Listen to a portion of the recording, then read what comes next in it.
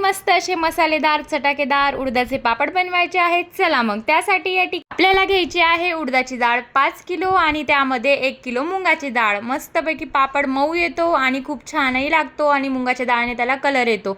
या ठिकाणी मी 5 किलो उडदाची डाळ मस्त अशी गिरणीवरून दळून आणली आणि मुंगाची डाळही त्यात मिक्स केलेली आहे। त्यानंतर 1 किलो मापाचं एखादं भांडं घ्यायचं। त्यानंतर मी या ठिकाणी 2 किलो पीठ मापाने मोजून घेतले आहे आणि थोडंसं वर टाकलेलं आहे। त्यानंतर इथे रामबंधूचा पापड मसाला घ्यायचा आहे।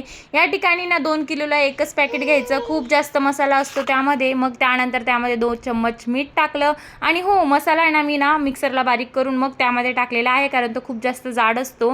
त्यानंतर आहे ना त्यामध्ये तेल टाकलं 2 पळी आणि मस्त असं ना त्या ठिकाणी भिजून घेतलं। थोडं थोडं पाणी ॲड करायचं, जास्त पाणी ॲड करायचं नाही, कारण खूप जास्त नरम आपल्याला ते भिजायचं नाहीये, आपल्याला ते या ठिकाणी कडक भिजायचं आहे। त्यानंतर मस्त असे कडक उंडे तयार करून घेतले, 1-1 किलोचे 2 उंडे। त्यानंतर ते ना मस्तपैकी अशा पद्धतीने करून घ्यायचे आणि तेल लावून त्यांना असंच ठेवून द्यायचं। आणि इथे तुम्ही बघू शकता बोटही आतमध्ये जात नाही, इतकं कडक असे मी त्या ठिकाणी उंडे भिजलेले आहे। त्यानंतर रात्रभर ते तसेच ठेवून द्यायचे आणि दुसऱ्या दिवशी आपल्या घरात वरपाटा असतो किंवा लोखंडाची मुसळी वरपाटा घ्यायचा, त्यावर ते मस्तपैकी तेल लावून ना छान असं एक उंडा मस्त असा ठेसून घ्यायचा। जितका जोर तुमच्यात असेल ना तेवढा सगळा लावून टाका आणि जोर जोरात ते मस्तपैकी असे कुटून घ्यायचं। मस्तपैकी ना त्याला वरपाट्यावर ना छान असं ना तेल लावून लावून मस्त मळून घ्यायचं। आणि इथे बघा माझं काम चालू होतं ना, हो म्हणे मी तुला पापड लाटून दाखवतो, म्हटलं तुमच्याकडनं होणारच नाही बाबा, राहू द्या।